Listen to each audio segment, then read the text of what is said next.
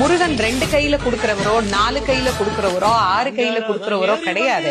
12 கையில தரக்கூடியவர்.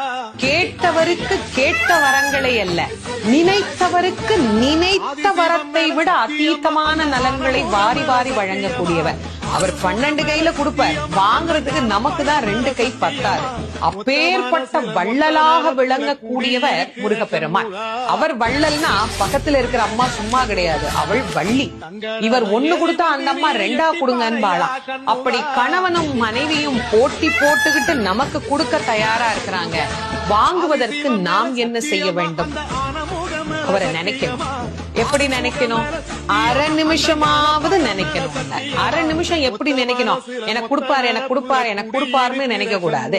முருகப்பெருமானை உள்ளம் உருகி, அந்த உள்ளம் உருகுகிற போதே நமக்கு அப்படியே கண்களில் இருந்து ஆனந்த கண்ணீர் அப்படியே பெருகும். அந்த கண்ணீர்